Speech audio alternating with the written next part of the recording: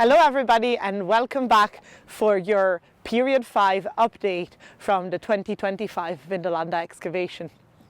Work has continued apace on the Intervallum Road, which is the ring road that runs immediately inside the fort wall. You can see it right by my side, beautifully cobbled. On top of this road, we found some amazing pottery telling us the story of a really busy space. And also we had the star find of this period, which is a rather lovely carved bone hairpin. It's interesting to think, who's lost it? Were they just having a stroll along the Intervallum Road? Have they accidentally dropped it? Will they mourn the loss as their hair whips in the wind on such a windy day like today? We also continue to find things in the Rampart area, just right behind me.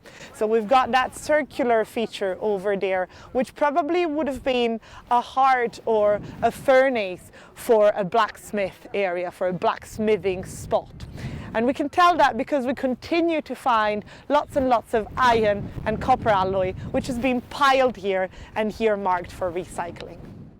As we promised you in our last YouTube update, we also cleared up all of this lovely stretch of the Intervallum Road, revealing a really tight, well-constructed pebble dash surface.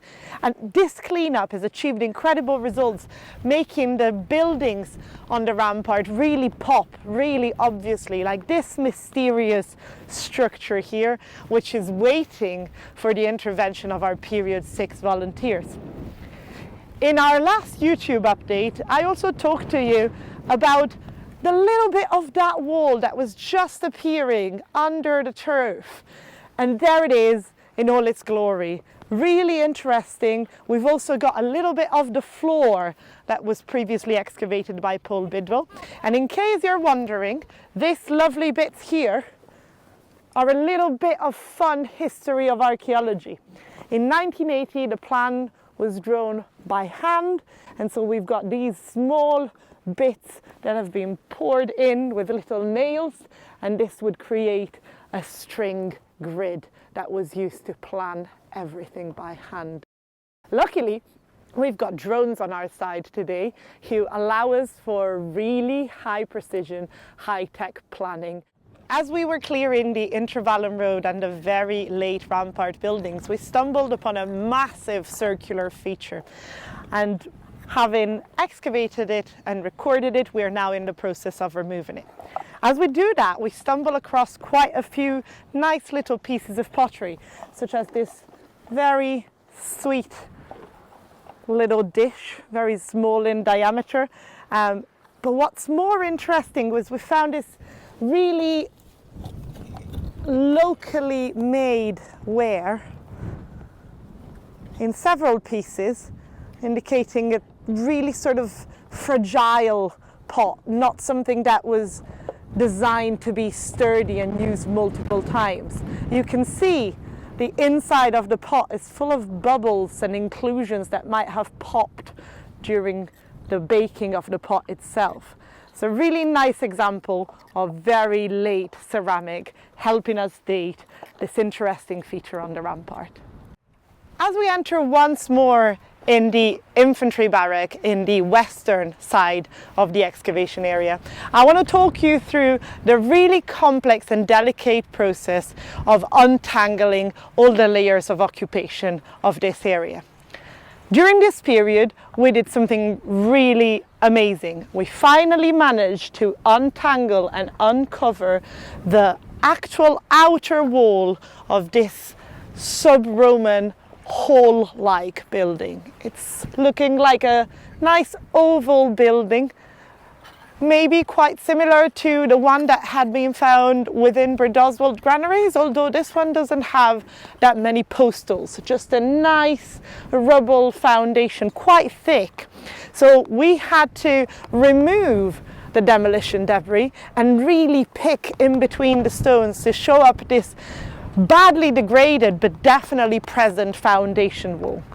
So we've done that. This is now going to get recorded with our aerial shots and our drones. The position is being marked in with the total station. So we've been able to remove some of the fill of this room, some of its floors, and we've gotten underneath to uncover a partition wall, which would have been the original partition wall in the 3rd century, but has clearly been reused well into the 4th century. So that's what we're doing over here, uncovering the wall. As you can see, the process starts with finding the bits of the wall that jut out from the outer structure, and then we follow them inside the room. And once we're inside the room, we also carefully excavate the floors of the room. So here we have this team doing a marvelous job of showing up one of the floor surfaces in this area, and they usually start from the outer wall once more and work backwards onto each floor level. But come with me, let's see the finished product. Once the team has finished cleaning it all up, you can see some rather lovely flagstones interspersed with the matrix, the clay base that the Romans used to pave this room. You've got to imagine that there would have been a sort of nice, goopy, sticky layer onto which the flagstones would be pressed, a bit like tiling today. And into that goopy layer, we've got things like bricks that have been embedded in over there, ceramic building material, and also lots and lots of pottery. Some of it has been discarded on top of the floor, some of it has been used to build up the floor level. So ceramic is one of the most important finds within this room because it can tell us a little bit about the people who lived inside it. What did they use? What kind of stuff they encountered in their everyday life? So today we've got our pottery specialist, Dr Cristina Crizbasan, to tell you a little bit more about the ceramic from the infantry barracks. Hello everybody, I'm happy to be back with some pottery information, and today we'll be focusing on everybody's favorite, yes you guessed, Samian. So, to give you a bit of a context, we are in V25-105. So this is a barrack room floor. So this is what the soldiers would have been used. This is their tablewares. So let's start with the famous bowl, the impressive one. So this is what was in the ground, and this is a Dragendorf 38. It's a flanged bowl. Why flanged? Because this part here that you see, that's how we call it, and the actual rim would have been higher up. So after investigating all of the sherds from there, I think I found the rest of it, so it would have sat somewhere there as that, and this is the full profile of it. In terms of chronology of this, it would have appeared in the second half of the 2nd century AD, and it has this sort of specific feature, this lower flange. You can see it's slightly hooked as well, so it has here this sort of hooking feature. It would have probably been used as a tableware, as I said, for serving some food. You can imagine the soldiers in their room having dinner in their fancy pottery. And along with that, they would have had other parts of this Samian survey. So that was a bowl, but we can see that they also had a cup.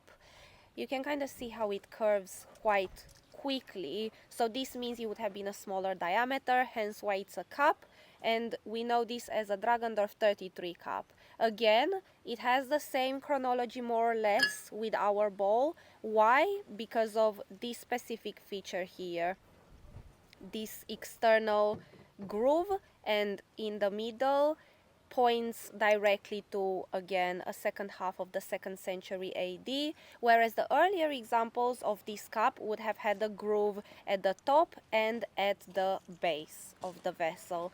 So again, this would have been used to accompany your main dish. So you'd have had a sauce in here or a dip, something like that.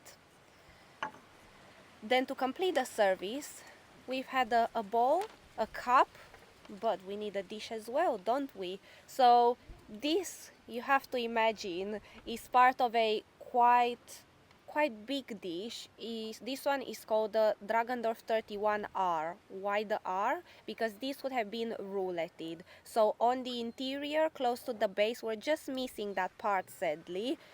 It would have been this rouletted decoration all around. And in fact, how do we know that? Because first of all, it has this internal ledge, and then at the exterior it has this sort of angle.